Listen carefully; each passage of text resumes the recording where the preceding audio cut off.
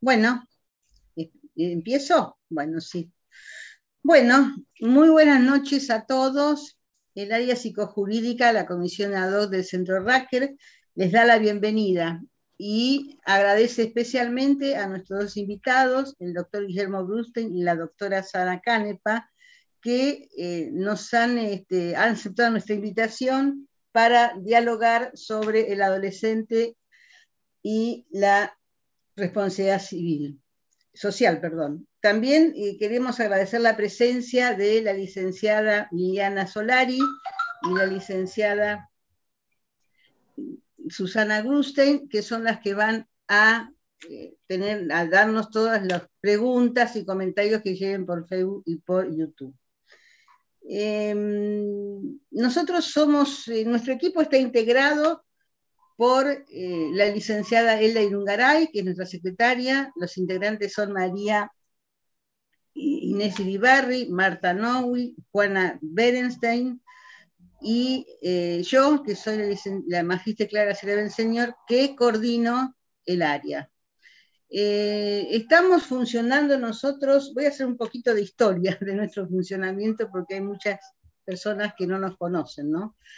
Nosotros venimos funcionando como equipo interdisciplinario del año 2002, cuando el doctor Néstor Garlinsky me convoca para que yo pueda organizar un equipo interdisciplinario justamente para recibir las consultas que llegaban al Centro Racker y que venían de tribunales o que venían de las ONG o que venían también de personas físicas, pero que tenían para su resolución un compromiso con la justicia y necesitaban también una participación nuestra como psicoanalistas.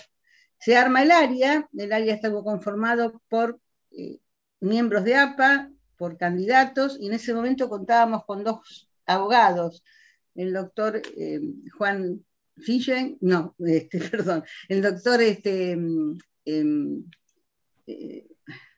Juan Fissenbaum, no, perdón, el doctor Jorge, bueno, se me pasó el nombre, bueno, no importa, dos abogados.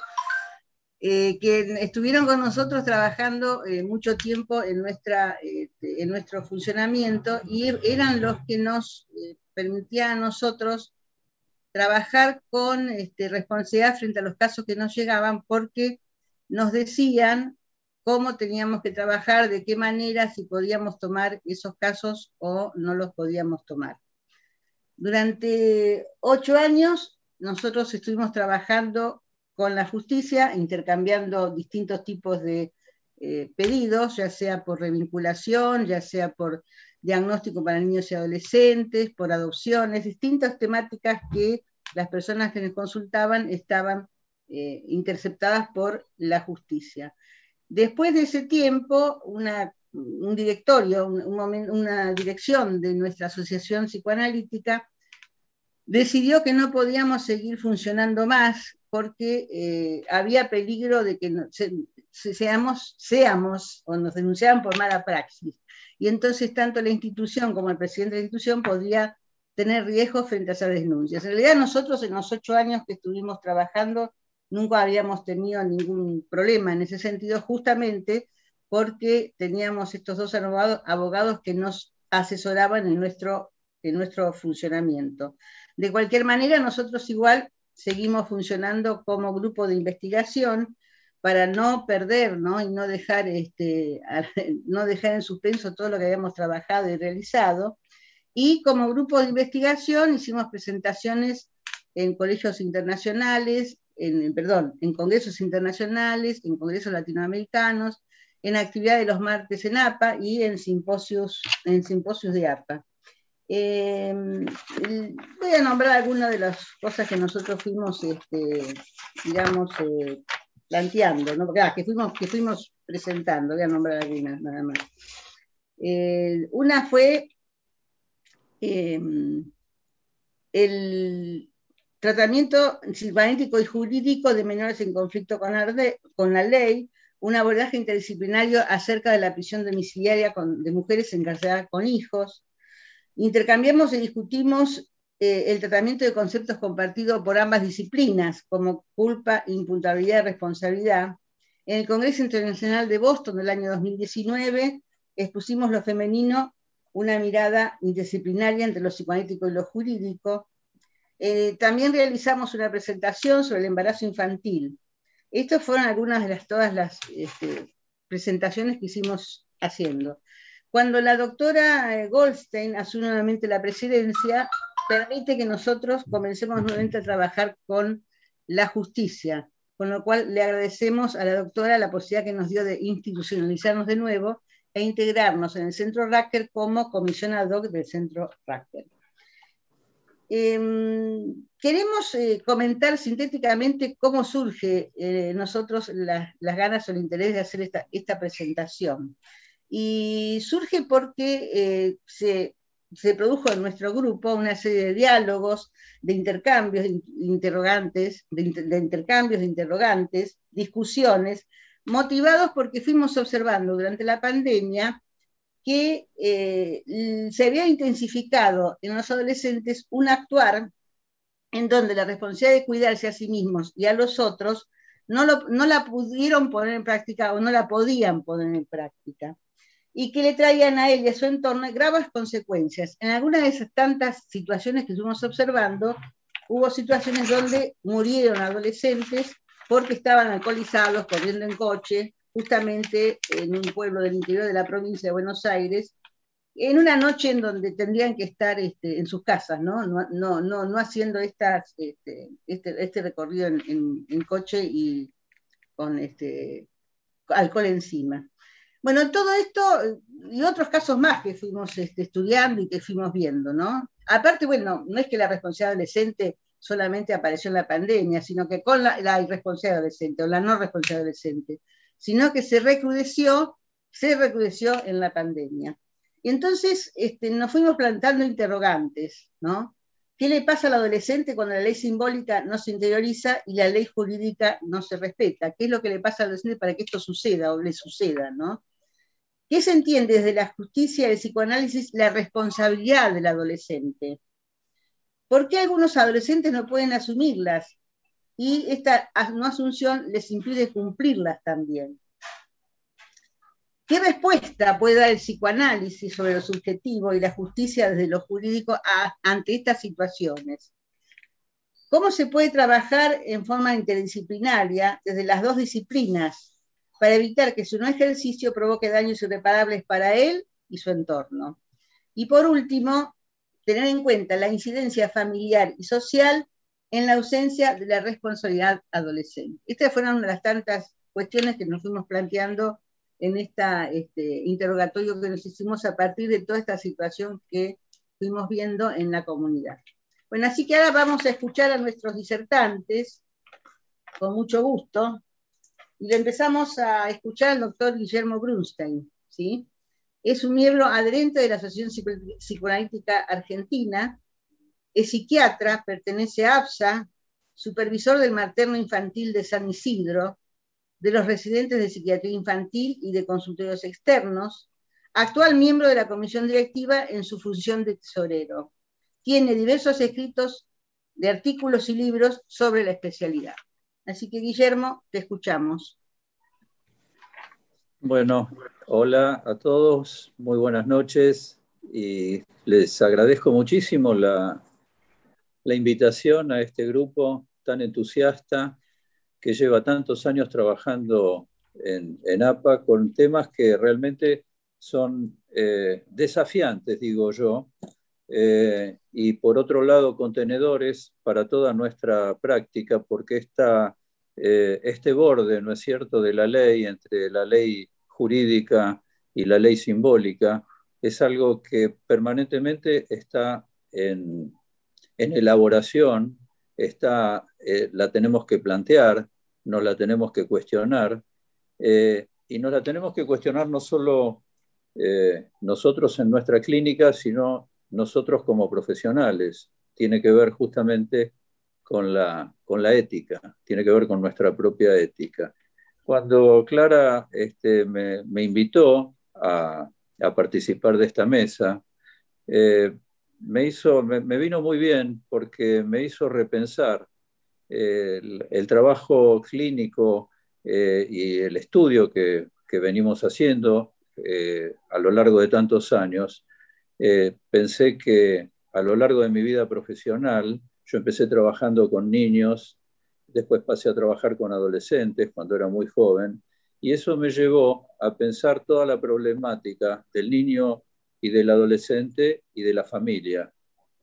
Pero pensaba que de aquellos años en los que hicimos la formación psicoanalítica en la asociación, donde de alguna manera tratábamos la problemática adolescente eh, desde, desde nuestras posibilidades, desde nuestros primeros estudios del psicoanálisis, nuestra primera aproximación del psicoanálisis, y tratábamos al adolescente y entendíamos al adolescente simplemente como algo, como un ente aislado, y tratando de ubicarlo dentro de una línea meramente evolutiva y referenciándonos de alguna manera en estas experiencias clínicas con los paradigmas freudianos, ¿no es cierto? Donde estaba el héroe mítico, ese muchacho llamado Edipo, que en alguna oportunidad se cruza con un borracho y que le dice que este hijo que creía ser y que provocaba que era el hijo de sus padres, no era tal. Y entonces estos padres no eran los padres y esto provocó esta errancia de Corintio a Tebas, ¿no es cierto? Donde empieza esta conflictiva tan terrible entre lo que eran los padres falsos y los padres verdaderos y toda la tragedia que se arma.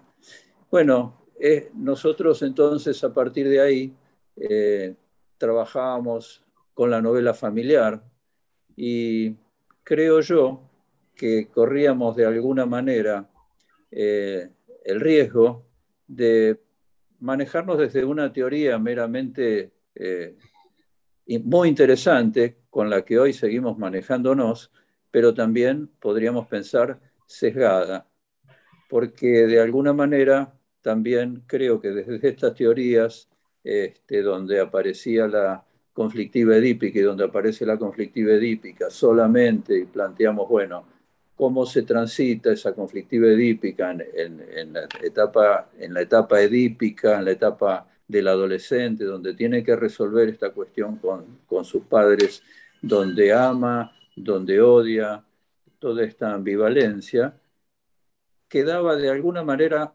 homogeneizado el concepto de adolescencia. Yo creo que esta propuesta de ustedes nos invita a pensar algunas cuestiones mucho más profundas. Primero, lo interdisciplinario.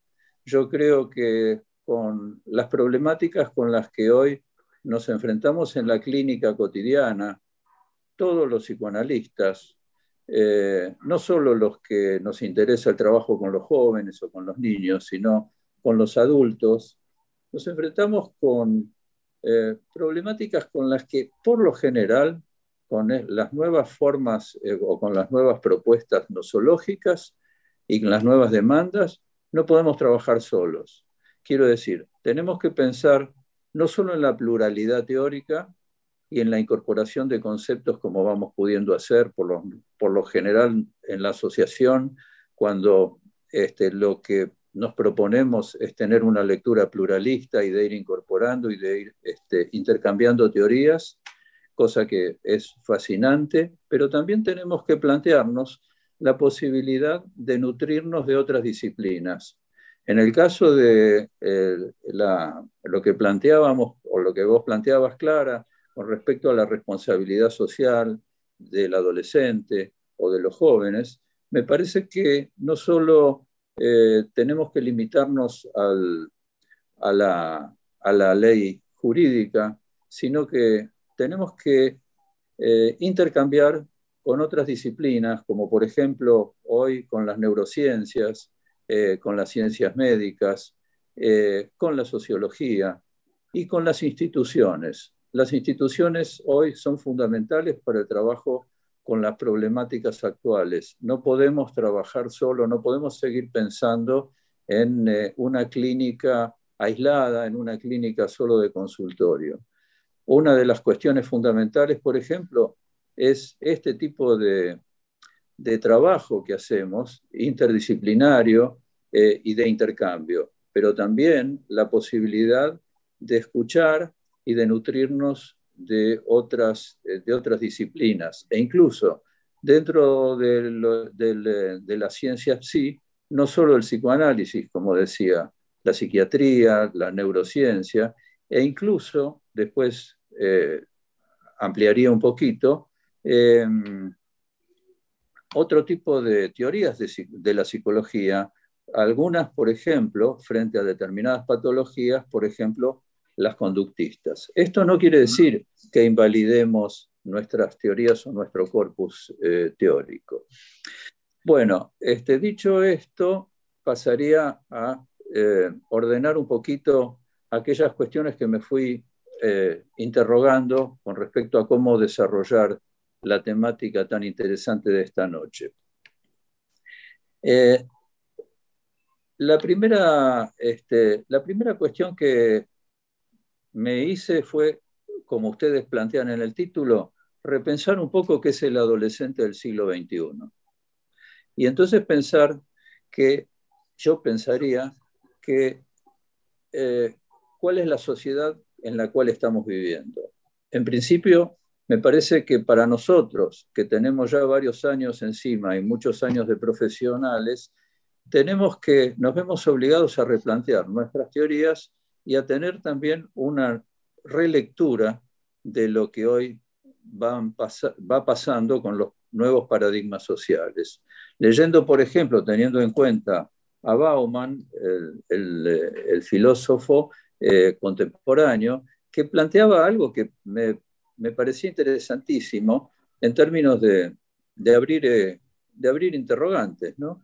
Porque una de las cuestiones que planteaba era el tipo de vínculos con los que vamos tendiendo a manejarnos hoy.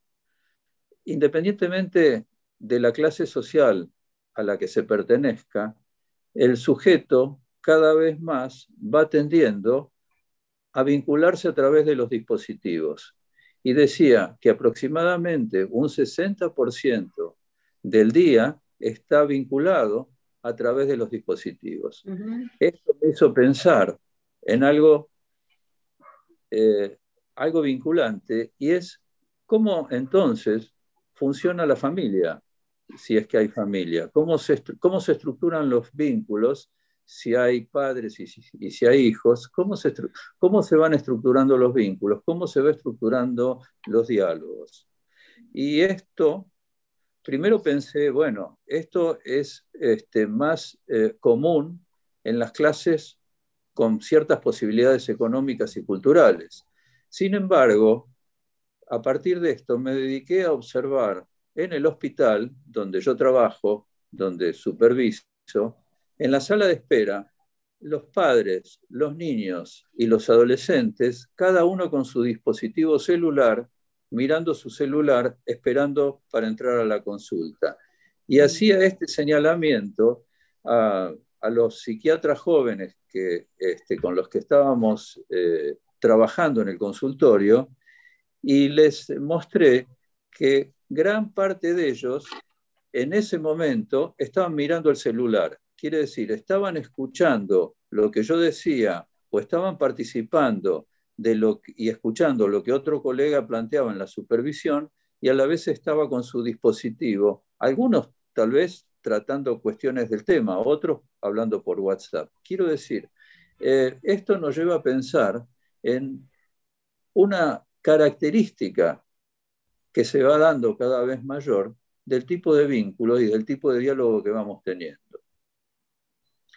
Por lo tanto, no es lo mismo, digo yo, los adolescentes de los griegos, de los helénicos, el adolescente de la revolución industrial en Gran Bretaña, no era lo mismo la sexualidad en ese momento que en este momento.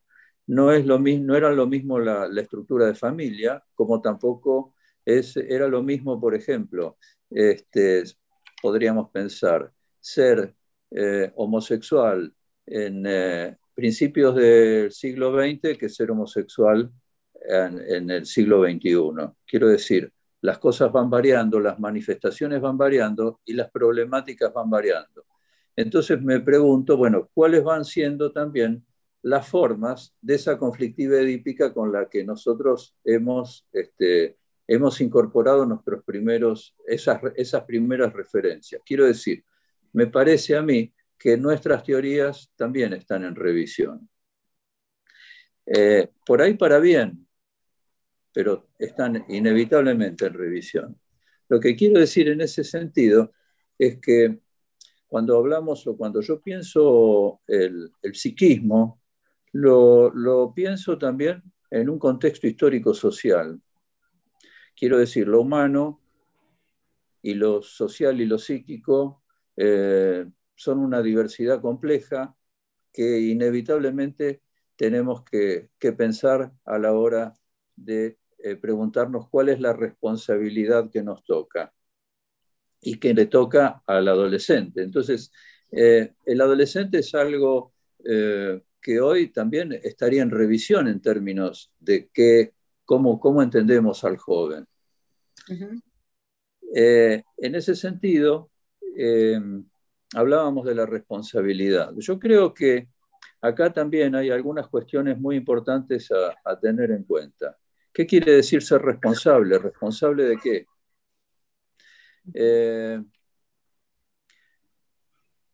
Cuando hablamos de responsabilidad, hablamos de una ley. Pero ¿cuál es esa ley? Digamos, porque el problema de la ley, cuando se habla del adolescente, y vuelvo nuevamente a la cuestión de la estigmatización del adolescente, una de las cuestiones que en general se plantea es que el adolescente tiende o va a tender a transgredir la ley. La pregunta que yo me hago es si solamente el adolescente tiende a transgredir la ley o el tema del problema con la ley simbólica, es un tema que viene desde la cultura misma, desde el Moisés con las tablas y con los 10 mandamientos, planteando justamente aquellas cuestiones que tienen que ver con la ley. Y entonces me parece que a los adolescentes de hoy, como dice Lacan, lo anteceden los adolescentes de toda la historia. Quiere decir, en toda la historia habrá habido siempre problemas con la ley. La pregunta es si es solamente entonces el adolescente o son los padres de los padres de los padres que siempre han tenido alguna cuestión con la ley y que la seguimos teniendo. Por lo tanto, el tema de la ley y de la responsabilidad del adolescente creo que antecede la problemática del joven. Yo prefiero llamar jóvenes porque hay tantos adolescentes como jóvenes hay en el planeta. Y me parece que respeto en ese sentido las concepciones psicoanalíticas que se refieren y que piensan en la singularidad del sujeto, más que en el adolescente como cuestión general. En ese sentido, ¿perdón? No. ¿Puedo seguir? Sí. Todavía bueno. Falta un poquito. Sí. Bueno. En ese sentido, creo que cuando hablamos del adolescente y la posibilidad del adolescente de tener responsabilidades sociales, yo creo que las tienen en tanto y en cuanto podamos pensar en qué contexto se puede desarrollar cada uno. Quiero decir, no es lo mismo la transgresión del adolescente o del joven o que vive en una familia de clase media con acceso a la cultura, con acceso a la vivienda, con acceso a la salud, con acceso a la educación, con acceso a un registro simbólico, que aquel adolescente que transita, como nos toca ver, tanto y cada vez más, en una situación donde no hubo ley, digamos, no hubo quien le transmita la ley. Entonces ahí debemos pensar y debemos preguntarnos, ¿qué es transgredir la ley? Cuando el modelo que recibieron es un modelo donde la ley que nosotros pretendemos que se cumpla es desconocida, no existe. Nosotros, entonces, debemos ahí pensar en que existe otra categoría de problemática, y es otra problemática con la ley.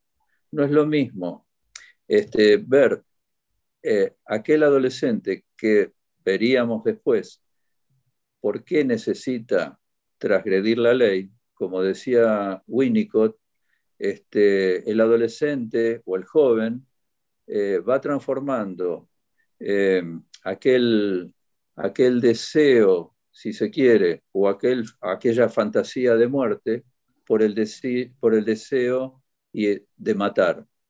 Entonces, esa transformación que se va haciendo, como decíamos antes, en toda una conflictiva familiar donde inevitablemente el adolescente o el joven tiene que ir encontrando su propia identidad. Pero pensemos que en otro orden de cosas nos encontramos con el adolescente que no tiene ley y el adolescente que no tiene ley porque sus padres y los padres de los padres tampoco la han tenido y no han podido construir un sí se puede o un no se pueden porque están con la problemática de la sobrevivencia o del instinto de autoconservación. Me parece que ahí debemos plantearnos cuestiones muy diferentes que tienen que ver con la posibilidad en la clínica de instaurar una ley. Y ahí entonces el desafío del psicoanálisis como psicoanalistas o como terapeutas es absolutamente diferente. Estamos Guillermo, en situación... discúlpame, te quedan 2 minutos. Bueno, diré algunas cosas para después volver a abrir la discusión. Pero digo, me parece que en ese sentido debemos pensar, y ahí es donde yo recurro y convoco a otras disciplinas, a la necesidad de poder, si se quiere, consolidar otros recursos terapéuticos con la ayuda también de otras disciplinas para construir o para constituir lo que diríamos algo protético que vaya configurando un sí se puede o un no se puede. Quiero decir, instaurar algo que tenga que ver con lo simbólico, porque convengamos que el sujeto que tiene que no tiene ley es un sujeto desamparado. Y el sujeto que cuestiona la ley es un sujeto que hay que ayudarlo a entender también en ese desamparo qué es lo que está buscando para que ahí sí pueda tener una cierta responsabilidad de sí mismo. Pero no podemos pretender responsabilidad de alguien que no ha tenido ningún modelo con el que pueda identificarse desde esa perspectiva. En primer lugar, podríamos pensar, los niños no nacen ni criminales ni transgresores, sino que en todo caso pueden nacer en una sociedad, yo diría, fragmentada, segmentada, donde de alguna manera esto que cada vez más vemos y se discute en otro orden, en el orden político, de cuál es la responsabilidad civil o cuál es la responsabilidad penal de un joven, de un adolescente, me parece que deberíamos hacernos cargo de otras cuestiones que no pasan por la responsabilidad en términos de de juzgar y de reprimir, sino de poder dar algún otro tipo de respuesta. Para eso me parece tenemos que pensar muy profundamente, muy seriamente, con qué alternativas contamos.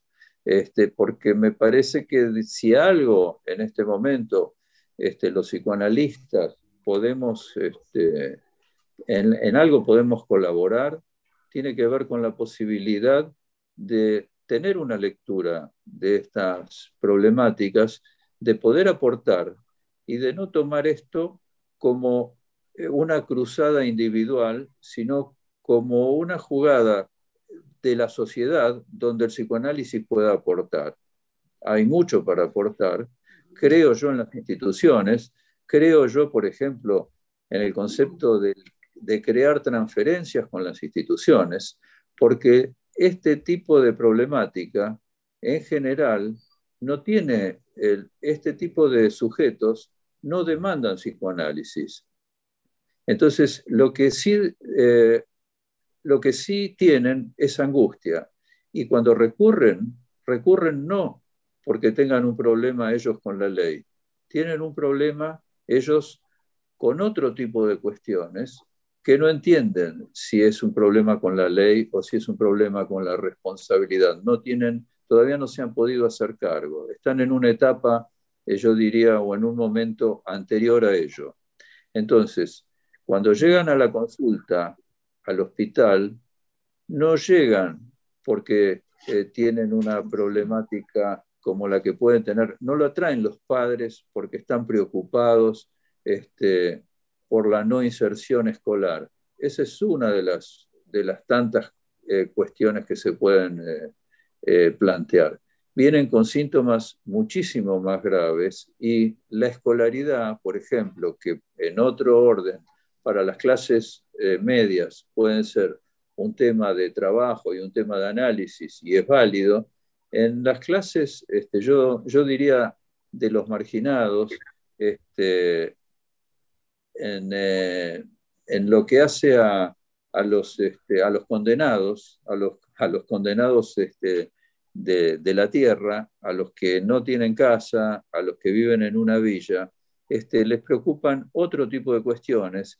Y ahí es donde también se juega un interrogante importantísimo que tiene que ver con el tema de preguntarnos por dónde pasa la responsabilidad, si pasa por los jóvenes o si pasa por las organizaciones y por el Estado. Dejo acá. Sí, estaba a decir disculpame, pero tenía que dejar. Bueno, vamos, gracias Guillermo por tu exposición. Bueno, vamos a escuchar ahora a la doctora Sara Irma Canepa. Es abogada del UNLP, defensora de derechos humanos, con especialidad y práctica profesional en derechos humanos, niñez y adolescencia, familia. Abogada de niños, niños y adolescentes. Ha ejercido cargos públicos en el área de la niñez y de la adolescencia, medio ambiente, en el Poder Ejecutivo y Legislativo, cargos académicos en la Facultad de Ciencias Jurídicas y Sociales UNLP, cofundadora de organizaciones sociales, de derechos humanos y académicas. Asociación El Roble, Asociación Anaí, Asociación Orión. Directora del Instituto de Niñez del Colegio de Abogados de La Plata, año 1992-93. Coordinadora del programa de asistencia jurídica gratuita a niños, niñas y adolescentes ante las razzias CALP 1992-1995. Consultora de UNICEF Argentina y de UNICEF de Panamá, años 1996-1998. Coautora de proyectos legislativos referidos a la niñez y adolescencia. Mujer del Año por la trayectoria en derechos humanos, otorgada por el Consejo Deliberante de la Ciudad de La Plata en marzo del 2005. Coordinadora general, programa Acción Niñez, programa de protección de niñas y niños y adolescentes contra la violencia institucional APDH. La Plata, años 2010-2012, con apoyo de la Unión Europea. Actualmente, presidenta de la Comisión de Registro de Abogados y Abogados de Niños, Niñas y Adolescentes del Colegio de Abogados de La Plata. Coordinadora académica de la Diplomatura Universitaria de Posgrado en Niñez y Adolescencia de la Universidad Nacional del Noreste de la Provincia de Buenos Aires, UNNOVA. Trayectoria completa en el sitio, bueno, el sitio web saracanepa.com.ar. Te escuchamos, Sara. Bueno, hola a todas, hola a todos. Gracias por la invitación. Me parecieron muy vigentes los temas que reseñaste, Clara, que ustedes venían tomando y que han elaborado trabajos en distintos momentos, porque además todos esos temas todavía tienen vigencia, una terrible vigencia, ¿no? Como el embarazo de las niñas, como todavía llegar a resolver qué pasa con niños que están presos con sus madres, la prisión domiciliaria, la posibilidad que se da o no, digo, por poner las cuestiones más duras, cuando el Estado no protege y no considera. Lo que tengo que decir desde el punto de vista de la normativa es que la normativa aplicable desde nuestra concepción es el enfoque de derechos humanos. Esto quiere decir, la normativa está dada fundamentalmente por los parámetros constitucionales y convencionales. Desde el momento en que la Constitución de la Nación Argentina incorpora los tratados de derechos humanos y los equipara a la categoría constitucional, normativamente ese es nuestro espectro normativo. Después viene el resto, después vienen leyes, códigos, ordenanzas y demás, pero ese espectro es el amplísimo espectro normativo. Yo siempre digo que es una gran caja de herramientas que para quienes trabajamos acompañando con el asesoramiento del patrocinio letrado, de chicos y chicas o de personas en general, nos abre un panorama normativo muy amplio para poder atender cualquiera de las problemáticas que tienen las personas. Desde el punto de vista del enfoque de derechos humanos, el primero obligado a respetar los derechos humanos y mantener su vigencia es el Estado. A partir de la normativa que aplica y los planes que desarrolla y las políticas que desarrolla un Estado, cada individuo, cada familia, las comunidades pueden saber cuál es la legalidad imperante. Las prácticas estatales marcan esa guía. También la marca la vida. No es lo mismo tener acceso al trabajo que no tenerlo, tener acceso a la vivienda que no tenerlo, que exista alguien que mire a un ser humano desde que nace y se va desarrollando, que lo mire, que lo atienda y que lo cuide. Yo primero preguntaría cuáles son las legalidades que respeta el mundo adulto. Primero hay que preguntarse eso, para entonces después entrar a saber qué legalidades puede conocer y puede aplicar un niño, una niña y luego un adolescente o una adolescente. En puntos generales digo, si nos tenemos que imaginar un esquema, el gran obligado al respeto y a la aplicación de derechos humanos es el Estado. ¿Cómo lo hace? A través de políticas públicas. ¿Cómo muestra un Estado de qué se va importante en un Estado? Lo muestra haciéndole vivir a la gente una realidad u otra. Entonces, nosotros podemos analizar que nuestro país tiene una normativa de avanzada. Si leemos la Constitución Nacional lo vamos a verificar. La reforma del 94, que tuvo su leitmotiv en una reelección presidencial, luego a partir de la negociación incorpora, cuando se arma la constituyente, digamos, se incorporan nuevos derechos, se incorporan avances normativos. Ahora, del avance normativo a la efectividad de derechos es un abismo, el mismo abismo donde caen los grandes grupos de una sociedad. En esa zanja caen así. ¿Por qué? Porque una cosa es la norma, como está escrita, y otra es la vigencia que va a tener. Y ahí entonces después tenemos que analizar, al menos nosotros desde el punto de vista jurídico, analizamos cuáles son los mecanismos que utilizamos para que esos derechos, cuando no son respetados, sean exigidos. Ahí aparecen distintos mecanismos. Aparece el amparo, cuando no garantizan que una criatura tenga que tener un tratamiento, pero la obra social no lo da, y entonces tenemos que patrocinarla para que se interponga un amparo con una medida cautelar, que es una medida rápida, inaudita aparte, o sea, no, en la otra parte, primero no necesitamos que conteste, y entonces se garantiza que algo que hace a la salud, a la vida de una persona, se cumpla.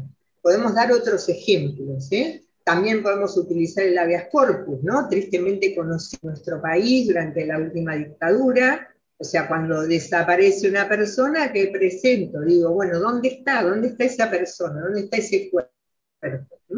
Entonces, y luego tenemos otro tipo de recursos que tienen que ver con estas necesidades.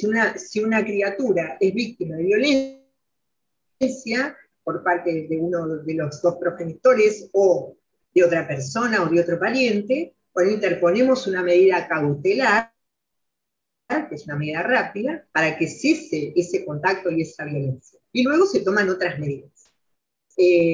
Entonces, lo que quiero decir con esto es que en principio hay un gran obligado, y lo repito porque esto es importante concebirlo así, porque si no uno no comprende por qué cada persona actúa como actúa, por qué los grupos, los distintos grupos sociales actúan como actúan, por qué se discrimina, por qué se estigmatiza, ¿por qué? ¿Por qué? Porque sí, no, porque cuando, les voy a poner un ejemplo que todas y todos nosotros vemos. Cuando hay una campaña política, aparecen cantidad de carteles, ¿no es cierto? Nos llenan de carteles. Aparecen, sí o sí, los candidatos y las candidatas se hacen conocer.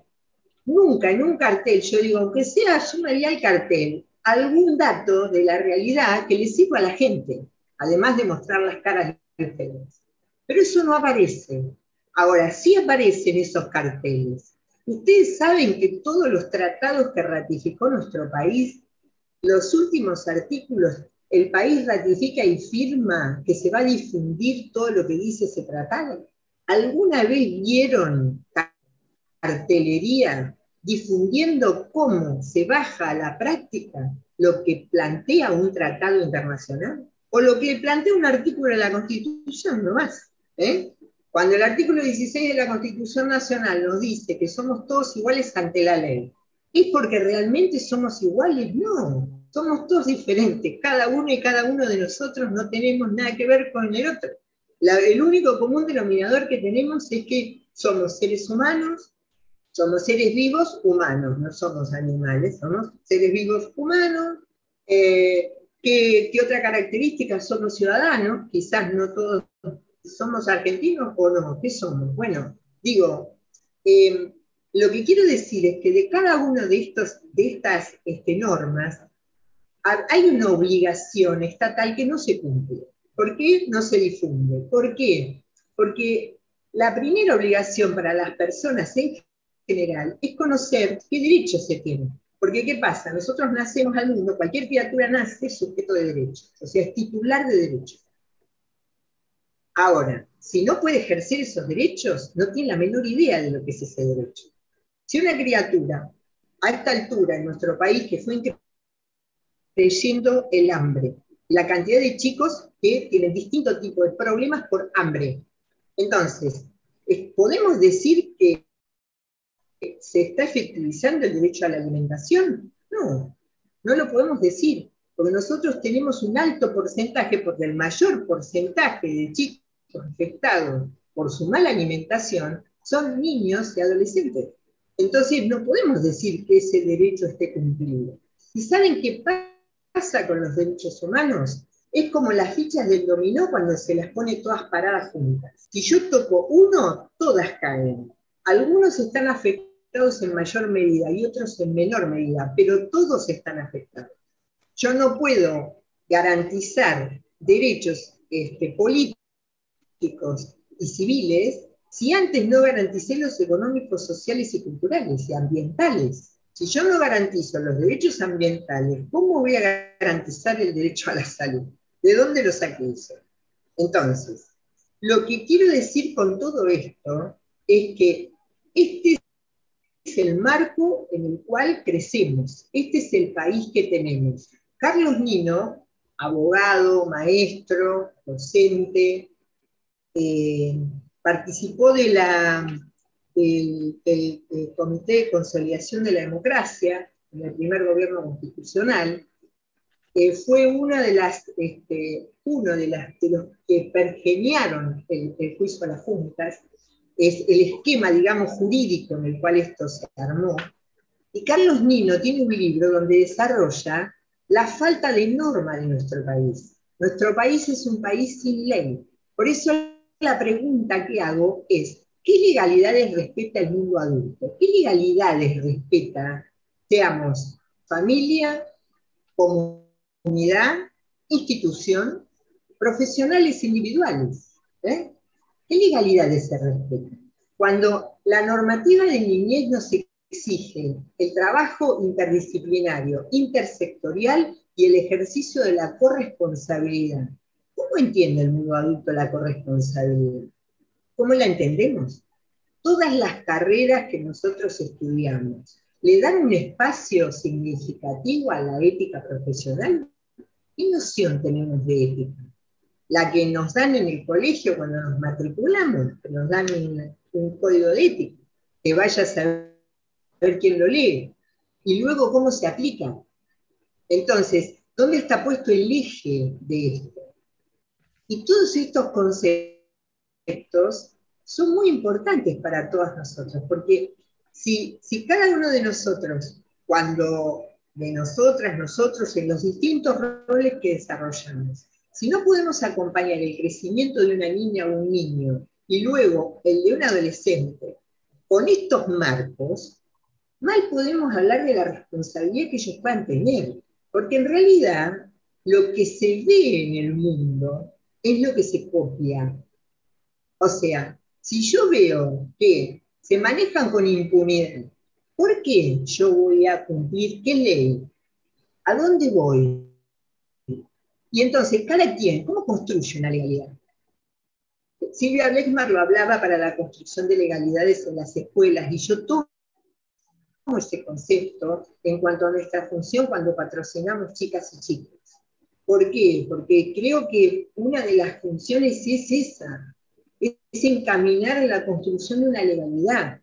Pero a veces, ¿con quién nos encontramos? Nos encontramos con los prejuicios de distintas instituciones y profesionales. Por ejemplo, el prejuicio de que toda la familia biológica tiene que estar unida.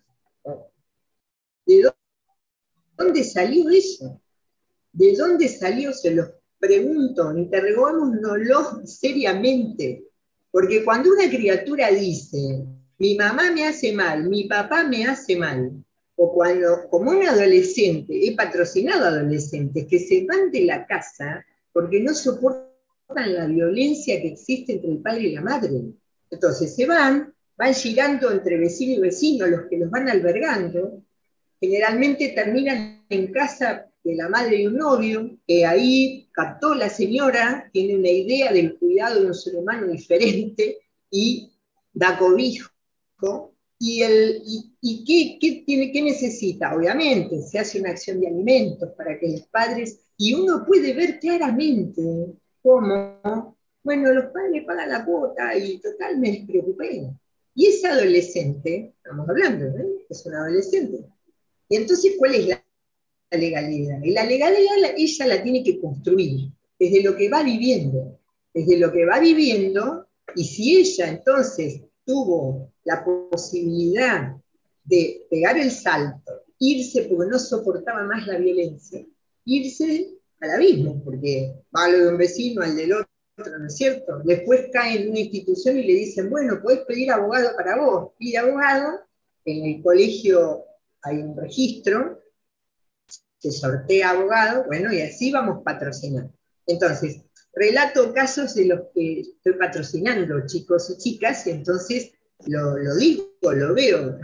Lo que le pasa a un ser humano le pasa a un universo de seres humanos. Entonces, por un lado están estos casos, donde cada criatura se va armando en su mundo. Cuando dicen, ¿pero qué pasa? Voy a la reacción de las instituciones o de las familias. Lo que niega cada integrante de la familia. lo que después se dice. Cuando empiezan, además cuando se instala desde lo profesional el discurso de que alguien le llenó la cabeza, porque pareciera que solamente los chicos tienen la cabeza hueca. Parece que el mundo adulto está regio.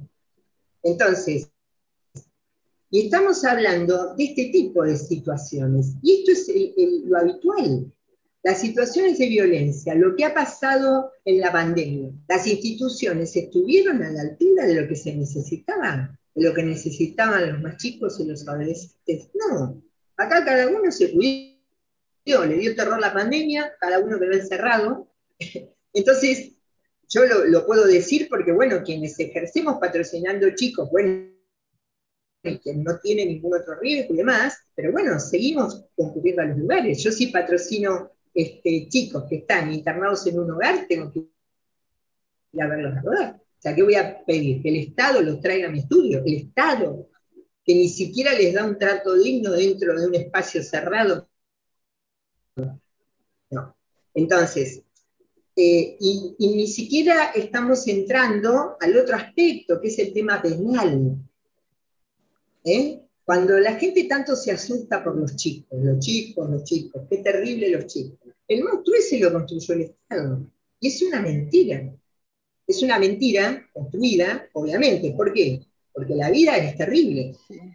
Cuando si aún la gente con dinero puede tener falta de ética, puede gozar de impunidad absoluta, y eso es lo que sus hijos ven.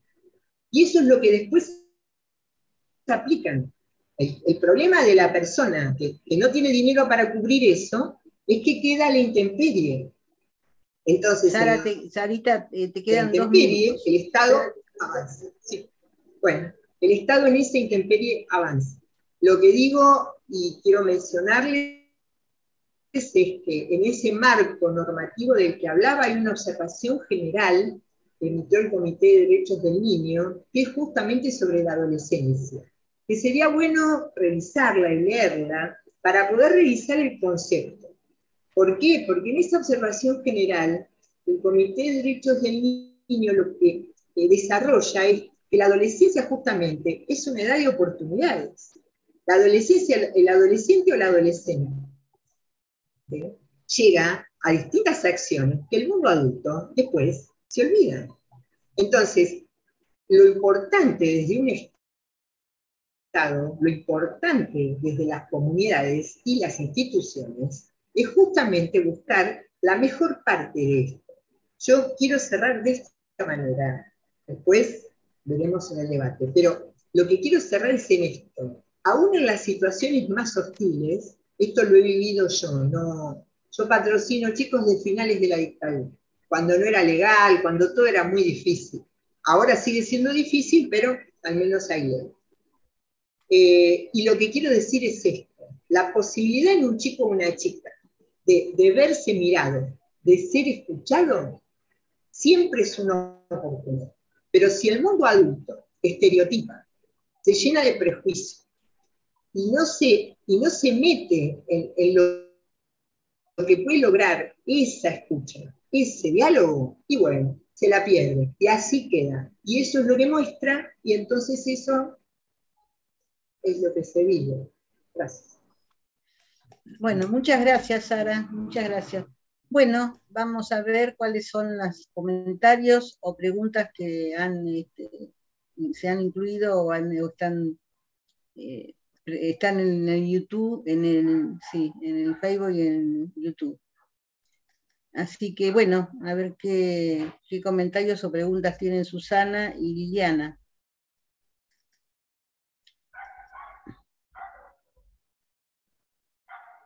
No tenés el micrófono, Lili. No. El micrófono, Lili. Sí.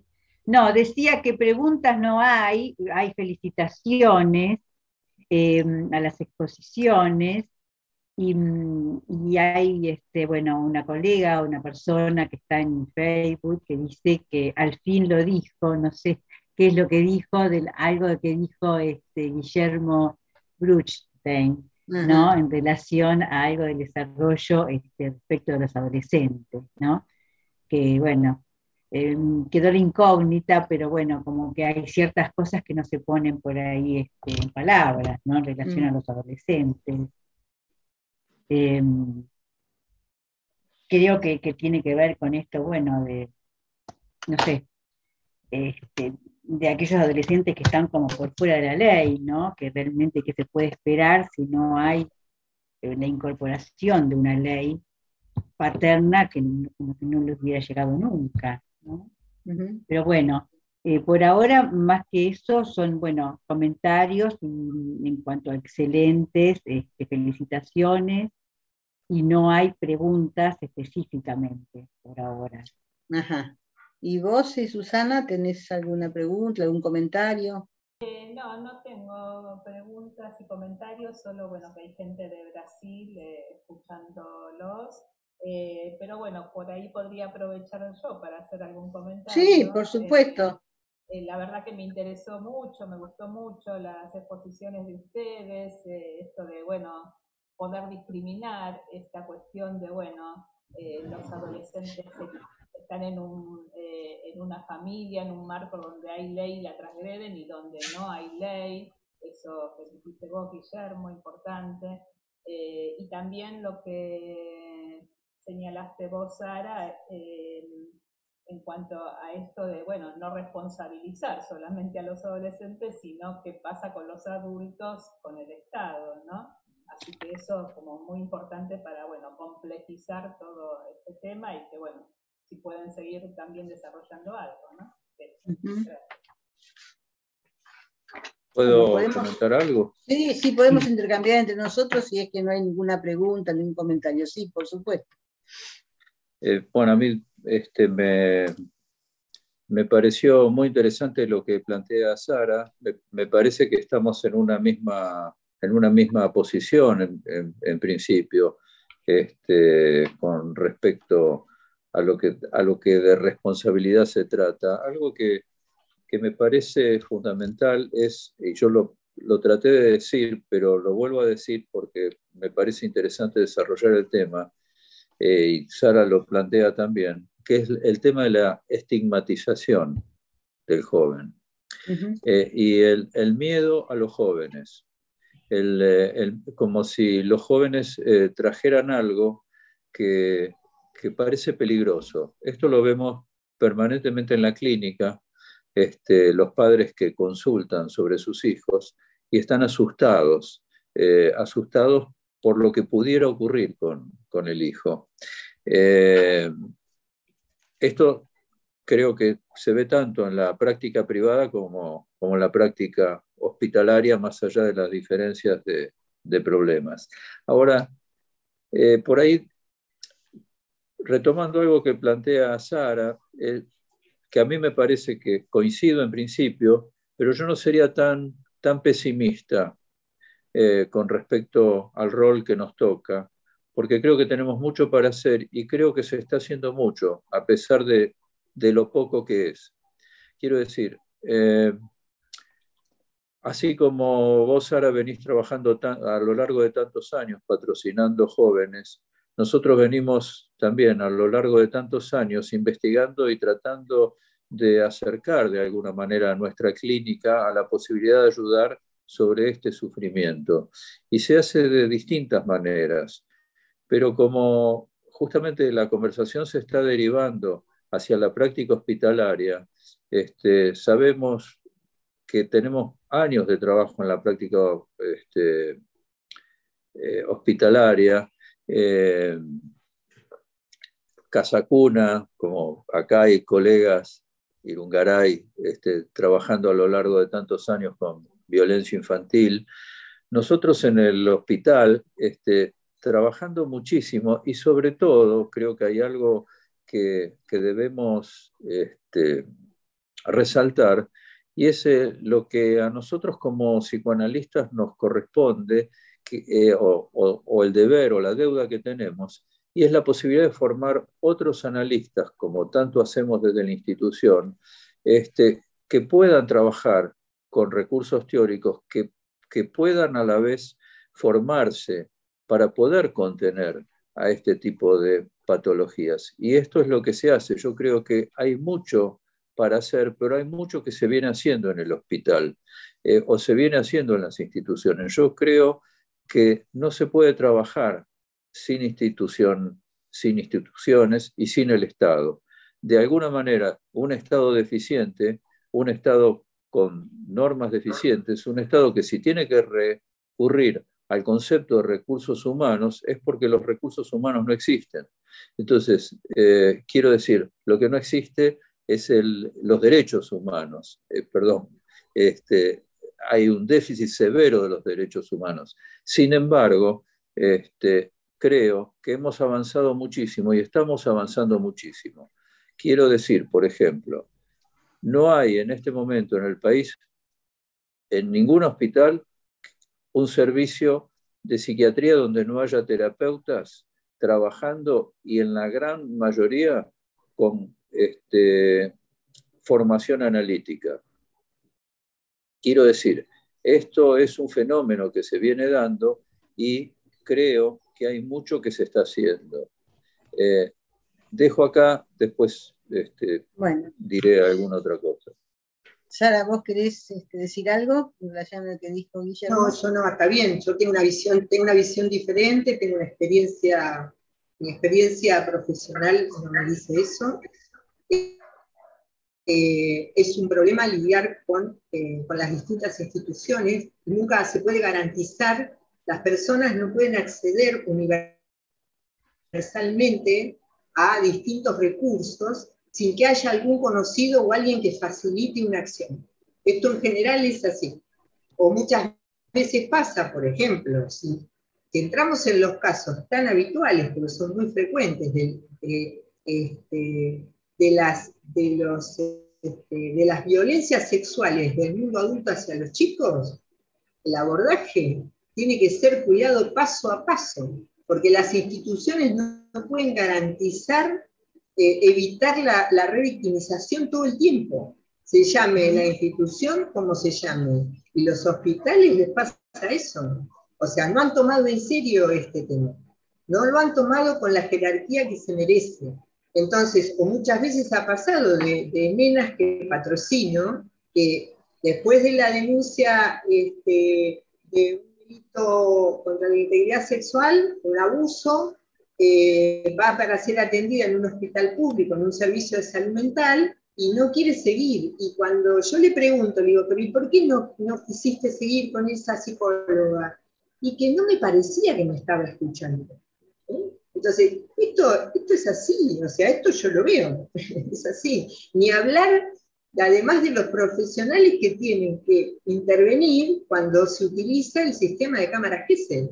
Entonces, en Provincia de Buenos Aires, quienes toman la entrevista en la cámara Gesell son psicólogos y psicólogas. Entonces, y el sistema que aplican, estoy hablando ya ahí, son profesionales que están dentro del Poder Judicial.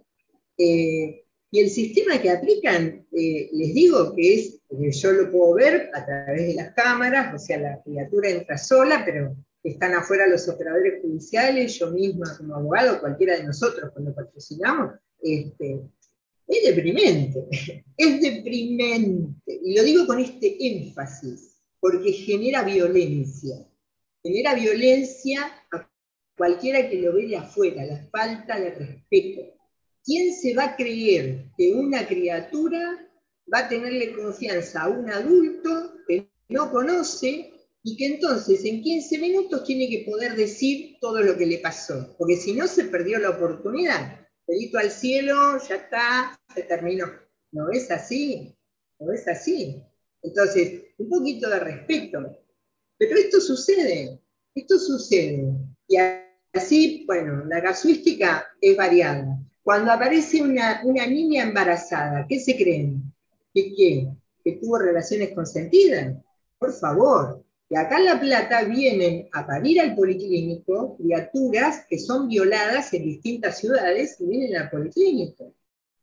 Entonces, y después ¿cómo sigue? Y la reacción que tienen los profesionales, en general estoy hablando, porque por eso también acentúo, como lo dije antes, cuando nos formamos, No sé qué conceptos se acentúan, a veces es como un vago, que no se sabe la carrera que pretende, pero se generan profesionales descontextualizados de una realidad social, de una realidad del mundo de la persona, de cómo lo viven. Se generan profesionales que después tienen miedo. El que tiene miedo no puede atender chicos, porque en cualquier momento tenemos que dar la cara por los chicos y las chicas. Entonces, quien tiene miedo, yo digo que se encargue de los gerontes, o que haga otra cosa, pero que no se dedique a atender chicos y chicas. Estoy hablando desde el mundo educativo, del mundo de la salud, porque al revés, cuando hay profesionales que se comportan con una ética acorde, pero eso es genial, porque ahí es cuando tenemos a la profesional o al profesional, la maestra, la profesora, la dirección de una escuela que convoca a las familias, que quiere ver qué pasa, el equipo técnico de una escuela que se convoca a la altura, que pone lo mejor que tiene de sí para poder lograr un objetivo. Entonces, como esta sinergia también la vivimos, cuando funcionamos bien en equipo, cuando funciona el marco de corresponsabilidad y podemos funcionar en la intersectorialidad, no con ese criterio de derivación porque te lo tiré a vos y ya yo me deshice. No, somos todos parte de una cadena. Cuando podemos trabajar así, todos sabemos de lo bueno que es eso, pero eso no es lo que abunda, no es lo que abunda, al menos no es la experiencia que yo puedo traducir.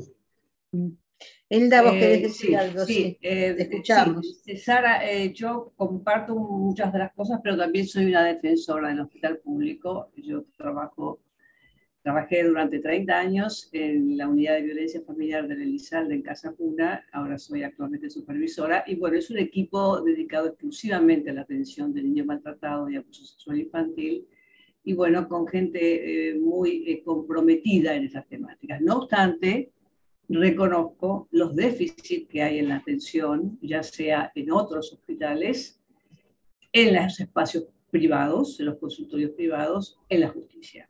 Reconozco y comparto. No obstante, soy también una defensora de gente que realmente trabaja muy comprometida en esto. Pero yendo un poquito a nuestro tema, yo quería rescatar algunos puntos de ustedes que fui sintetizando, que en realidad tiene que ver un poco cómo nosotros fuimos pensando esta temática, ¿no? Y tomaría lo último que dijiste, Sara, en relación, cuando en tu posición que hablaste de las oportunidades, las potencialidades que tiene un adolescente, ¿no? Al ser mirado y el ser escuchado. Yo les comentaba a mis compañeros del equipo, del grupo, que cuando yo he trabajado mucho tiempo con adolescentes que abusaron de sus hermanitas, por ejemplo, en tratamientos.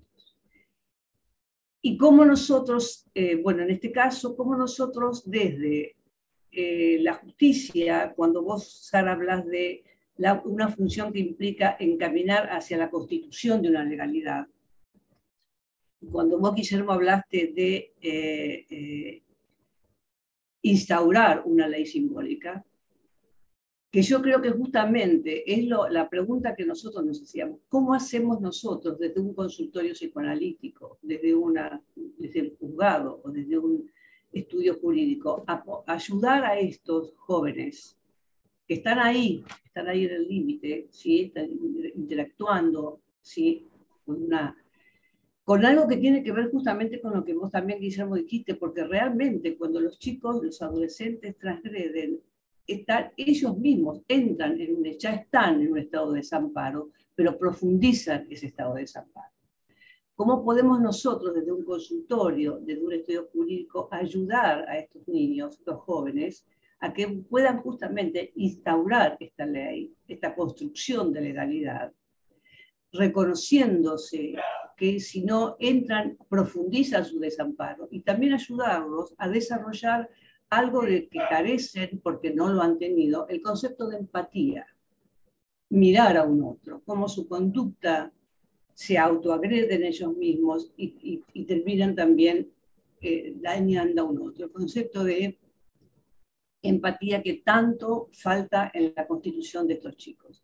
Entonces la pregunta era, también pensábamos cómo el Estado, la escuela, las instituciones religiosas, junto con la justicia y junto con los hospitales y los equipos de salud mental, pueden comenzar a hacer un trabajo de prevención de todo esto, donde el adolescente realmente pueda, a pesar de los malos modelos identificatorios, creer en ellos, creer en sus potencialidades y poder ayudarlos a ir creando nuevos modelos identificatorios. Creo que ese es el gran desafío de un espacio terapéutico, de la justicia, del Estado, de la escuela, de la iglesia. Bueno, quería yo quería agregar algo a lo que dijo Elda, que nosotros sí estuvimos pensando bastante, ¿no? Cómo podemos ayudar a estos adolescentes, muchos de los cuales que están en situaciones límites, ¿no?, de vida, y cómo podemos ayudarlos desde, por supuesto, los psicoanálisis y desde la justicia, haciendo un trabajo, como decía Elda, de prevención, ¿no? Y haciendo un trabajo interdisciplinario con estos adolescentes. Entonces, una de las cosas que nosotros nos habíamos planteado es esto, ¿no? Tanto de la justicia como del psicoanálisis, cómo podemos implementar un trabajo, juntamente incluso con la escuela, ¿no? Habíamos nosotros conversado en nuestro equipo también la importancia que tiene la escuela en todo esto, ¿no? Como la escuela da y a veces tampoco, digamos, puede dar, ¿no? Pero la escuela también como un lugar institucional muy importante, tomando el rol de las instituciones, ¿no? Que también se dijo, y tomando esto que vos dijiste, Guillermo, en cuanto a los paradigmas actuales, este siglo XXI, le plantea al adolescente una sociedad distinta y paradigmas diferentes, y a nosotros también, ¿no? Como adultos y también como psicoanalistas o como profesionales, y nos desafían a tomar otros rumbos o a tomar otras direcciones, ¿no? Y tener en cuenta cuál es el sufrimiento del adolescente actual, de qué sufre el adolescente actual, en qué situación está el adolescente actual, porque no es el mismo sufrimiento que el adolescente de hace años atrás o tiempo atrás, ¿no? Entonces, esta es una de las cuestiones que, bueno, a mí me interesaba también que pudiéramos intercambiar, ¿no? ¿Qué podemos hacer nosotros desde nuestra profesionalidad, pero no solamente solos nosotros en el consultorio o solo un juez en su lugar de justicia o un abogado, sino trabajando interdisciplinariamente, ¿no? ¿Qué podemos ofrecer? ¿Cómo podemos ayudar a estos adolescentes, ¿no? Que están en esta situación? Porque hay otros adolescentes que no están en esta situación, ¿no? Y que tienen parámetros o que tienen identificaciones familiares que les permiten sostenerse, les permiten desarrollarse y les permiten tener otra forma de función ante situaciones de crisis con las que pasamos, ¿no? Todos los adolescentes respondieron de la misma manera frente a la pandemia, ¿no? Hubo grupos de adolescentes que les pasó esto. Bueno, esto es lo que yo quería agregar a lo que dijo Elda, ¿no? No sé si... Bueno, acá hay algunos comentarios.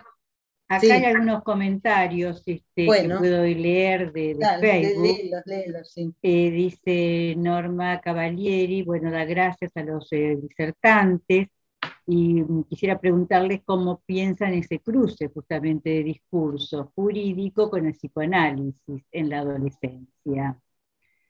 Bueno, y también dice que hay mucha tarea en el campo jurídico, en ese cruce entre lo jurídico y el psicoanálisis para trabajar.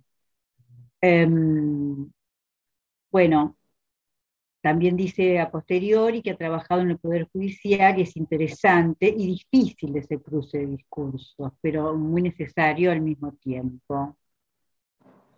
Después Andrea Fabiana García dice la escuela cuando demanda a las instituciones es ahí la prevención. Y si muchas veces las escuelas hacen, digamos, demandas acerca de cosas, ¿no es cierto?, a los gabinetes psicológicos, o bueno, cuando hay ciertas cosas que no pueden manejar, ¿no? Bueno, ahí aparecería entonces la prevención. Y después Magali dice, coincido con la doctora sobre el déficit de las instituciones. Lo instituyente no puede ser abordado y el adolescente queda desamparado.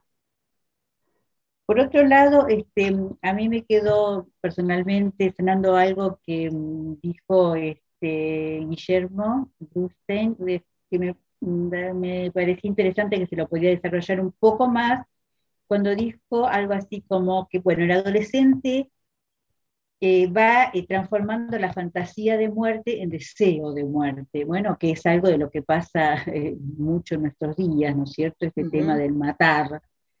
Y bueno, algo en su búsqueda de la identidad, dijiste, Guillermo, como que entre esa fantasía, bueno, va directamente ¿no? A el deseo, lo transforma en deseo. Bueno, no sé si quieren ir contestando alguna de estas cosas que fui... Bueno, Susana, ¿vos tenés algo para...? Ah, no, quería preguntar a Susana si tiene algo más. ¿Tenés algo? ¿No? Bueno. Me parece interesantísimo todo lo que se fue planteando. Cada uno de los temas da para mucho. Yo, bueno, tal vez porque sea optimista, yo entiendo lo de Sara, cerca de tantos años de experiencia en la justicia. Hemos hablado por teléfono la vez pasada pensando intercambiando un poquito de ideas, y yo también le decía, yo coincido en cuestiones vinculadas con experiencias mías en los juzgados, donde veo que hay severos déficits y donde hay muchísima hostilidad y muchísima desatención. Sin embargo, no todo es eso. También me he encontrado con situaciones muy criteriosas y con trabajo complementario entre asesores de menores y el hospital, y donde dan la posibilidad de poder intervenir y hacer alguna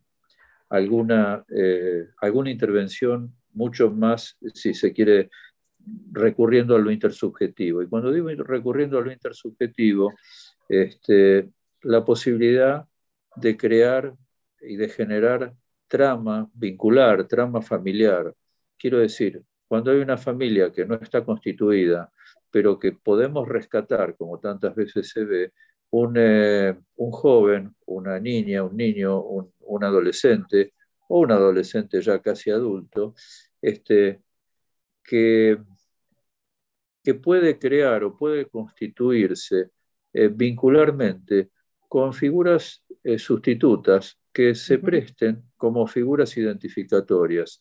No siempre tiene que ver con los padres biológicos, no siempre tiene que ver con la familia biológica. Sara justamente hablaba de los vecinos, hablaba de personajes cercanos, y muchas veces la calle misma. Quiero decir, estamos hablando de situaciones de suma carencia. Yo entiendo, respondiéndote a vos, Liliana, cómo la migración de la fantasía de muerte en la niñez hacia el deseo o el odio de matar en la adolescencia, justamente tiene que ver con una transformación que se va haciendo en el joven, cuando justamente se puede estructurar esa conflictiva familiar, y es muy común que la consulta de los jóvenes tenga que ver con esta impulsividad, respuesta de todo este cambio que van haciendo, un cambio subjetivo, un cambio de visión de su mundo, y donde todo aquello que tenía que ver con sus temores y la necesidad de protección de sus progenitores se transforma, muta hacia sentimientos de odio y de rabia, y pasan de esa idealización y de esa demanda de protección a un deseo de destrucción, de resolver sacándose de encima a los progenitores, cuando, por ejemplo, tantas veces manifiestan la bronca que le tienen a los padres, ¿no? Es muy común ver en niños que en algún momento tenían los mejores papás del mundo y pasan después a tener en esa etapa los peores padres del mundo. Y bueno, pero bueno, eso ya es una problemática, si se quiere, más neurótica, que nos aleja un poco de la temática a la que nos estábamos refiriendo recién, ¿no? Sí, tiene más que ver con la novela familiar, digamos, esto que estabas vos diciendo, ¿no? Desarrollando esto de tener los mejores padres del mundo, ser los peores. No, claro, eso es cierto. Exactamente. Y por otro lado, bueno, lo que estamos viendo es mucha violencia en los jóvenes, claro, pero que responde a multiplicidad de factores. Como vemos, me parece que es un modelo de sociedad donde vamos migrando hacia vínculos hostiles, violentos, los medios de comunicación, la sociedad muy, muy confrontada, muy enfrentada, y esto que yo planteaba en términos de un déficit de comunicación, de vínculos, como Leda recién planteaba, creo que trajo el tema que es muy importante, el tema de lo empático, el tema de lo vincular, del vínculo, de la comunicación, de la posibilidad de interesarnos por el otro. Quiero decir, hay un otro, pero el otro no está.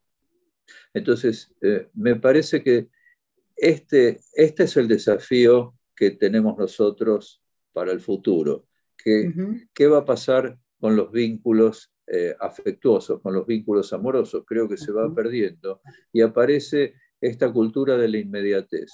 Cuando, por ejemplo, a mí me llama mucho la atención, como observador, evidentemente ya estoy grande, digamos, cuando viene un adolescente a la consulta y me saluda, y a veces adultos jóvenes, y me preguntan, ¿qué tal? ¿Todo bien?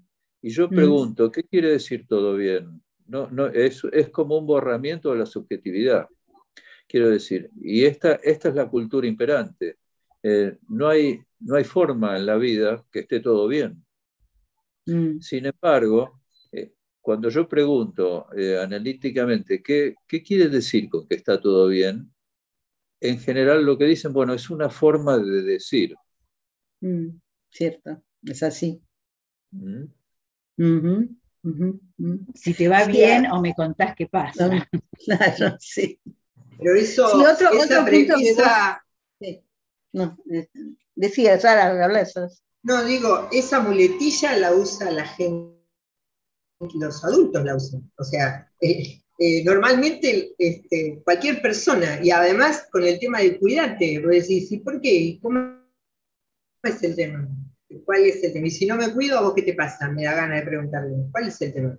O sea, hay muletillas del todo bien, todo bien, todo bien, bueno, son muletillas, pero que se toman en general. Yo quería apuntar al tema, cuando planteaban la posibilidad del trabajo preventivo. Yo creo que la posibilidad del trabajo preventivo, cada uno de nosotros la puede armar desde su lugar, ¿no es cierto? Ustedes desde el espacio que generan, en el hospital cada quien con la responsabilidad que trabaja. Yo en el estudio jurídico, en el Colegio de Abogados, nosotros en el Colegio de Abogados, el registro de abogadas y abogados de niños, niñas y adolescentes está integrado por 110 abogados y abogadas, y tenemos distintos tipos de actividades justamente para poder mejorar todo lo que podemos hacer. Cada vez que podemos, hablamos con funcionarios y demás, con escuelas, con servicios locales y demás, para noticiarlos de que los chicos tienen posibilidad de pedir un abogado para asesorarse o para ser patrocinados. O, por ejemplo, esta realidad que ustedes trabajaron, poder poner en contacto con la gente que está en el servicio penitenciario y decir que las madres que están con niños presas, esos niños pueden tener abogado o abogado. ¿Por qué?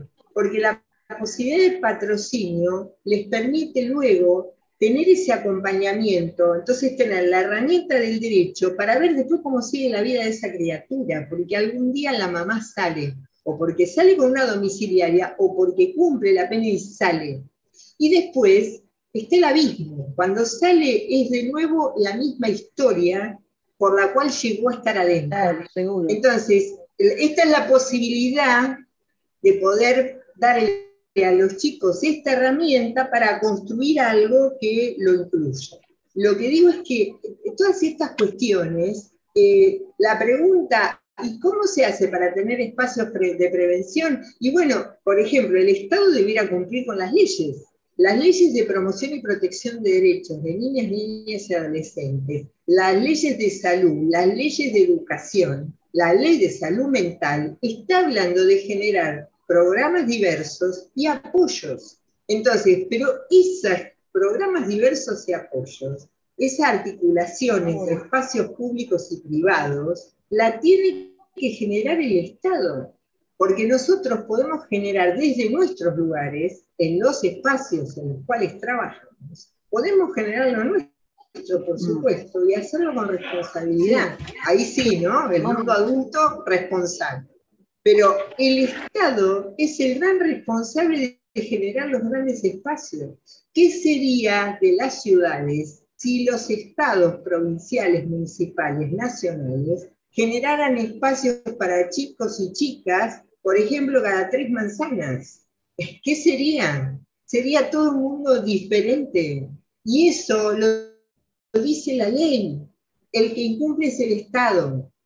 Entonces, digo, la política pública universal la puede generar el Estado. Nosotros podemos, sí, otras cuestiones. A través de este diálogo nos conocemos, a partir de que los conocemos podemos luego profundizar en alguna otra acción, eso es muy importante, y esto mismo lo podemos generar en los espacios territoriales en los que estamos. Pero, vamos a tener bueno, pero yo sigo insistiendo que el gran hacedor es el Estado, no queda otra. Bueno, vamos a tener que terminar porque ya tenemos el tiempo para terminar esta reunión. Ya llegamos al tiempo, sí. Bueno, muchas gracias a todos, la verdad que fue una reunión muy interesante y conocimos muchas más cosas, ¿no? Enteramos de muchas más cosas. Bueno, gracias a todos y hasta la próxima entonces. Muchas gracias a ustedes. Bueno, gracias. Muchas gracias. Muy buena la mesa. Chao, chao, gracias.